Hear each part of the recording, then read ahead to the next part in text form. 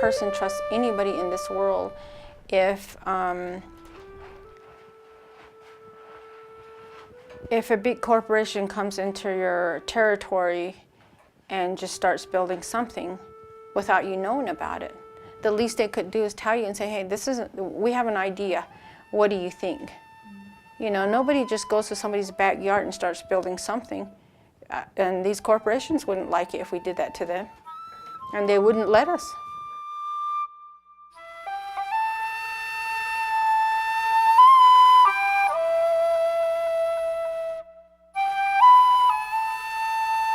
As long as I'm alive, this power plant is not going to happen.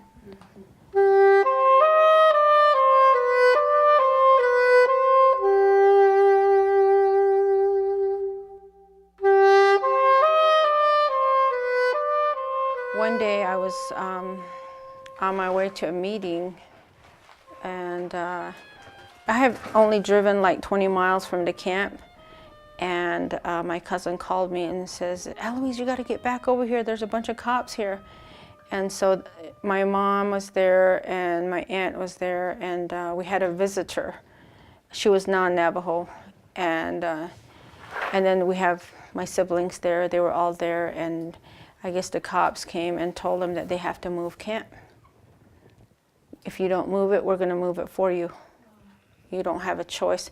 About a mile from the camp, they had put a blockade, you know, those big barricades, and they wouldn't let us back in.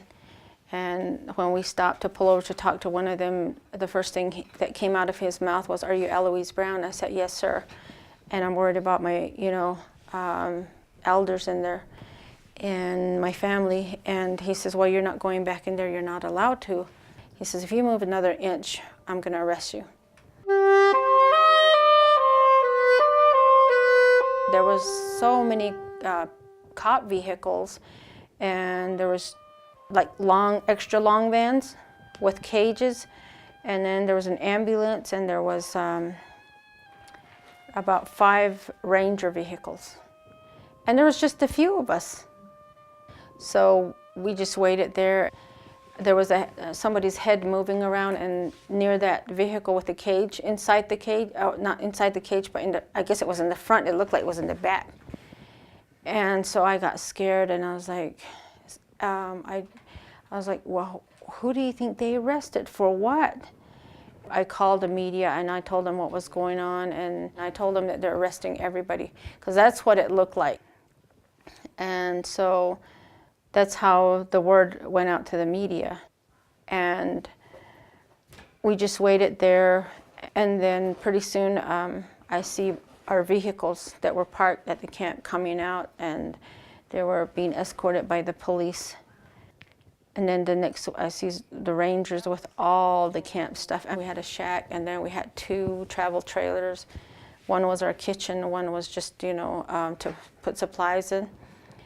They had just pulled all that out without our permission, without the grandma's permission, without my mom's permission. And where we were parked, just east of there, is where they dumped everything on the side of the road, literally dumping it. In January of 2007, I told my aunt, I said, let's go back, let's move back. And we've made several attempts before where we were just like totally thrown back out. So this time I said, we're gonna do it, let's do it. By then there was only 2 cops sitting there instead of the whole squad. The cop says, I think it was on a Saturday morning, and he's like, well, everybody's busy, my boss is busy, and we can't let you do this, we gotta wait till like Monday. And I'm like, we're not doing business here, we're going in. Yeah. And we got it our way, we went through. We would go check on the proposed site as to what's going on every day, and take pictures, and just what, just kind of monitor the construction is what they were trying to start. And they had drilled, put a big rig up to drill for water. And there was a lot of commotion there for a while, and then They said they were only going to be there for like 3 or 4 months. I can't remember right now, but it was way over. Pretty soon it was double that time, and there's a lot of detailed story to it. But finally, we got him out of there September 28th. He said, out, you know, you can't stay. You don't have permission to stay.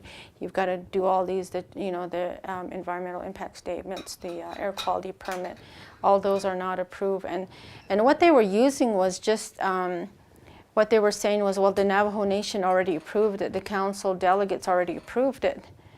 But see, the council delegates were lied to also by the president, and whoever was promoting this had told them to hurry up and, just hurry up and vote on it. It's a good thing. And the council delegates just didn't take the time to really look into it, read it, to see what it was. And right now, President Shirley is telling everybody, oh, it's just Eloise Brown and her little family. And then he goes out and tells everybody, it's, the whole Navajo Nation wants this proposed site, which is not true. And then he's also telling people, people like you, if you went to go see him, if you're going to videotape him, he would say, well, that was my platform, and I won the election. So what more can I tell you that people want it? Otherwise, they wouldn't have voted for me. That's what he's saying. But that's not true, because the reason why I'm saying that is because when we went to the draft environmental impact statement hearings, about 99% of the people voted. They were, making comments and talking about it, saying we don't want this power plant. The only ones that wanted the power plants were the proponents of the power plant. The majority of the people don't want this power plant, Navajo or non-Navajo. It doesn't matter. But we're not giving up, no matter what. A lot of times I go to these meetings, distance, from the camp. If I have to stay overnight, I sleep in my car. Sometimes I don't eat for 2 days. That's how much I want to stop this power plant. So.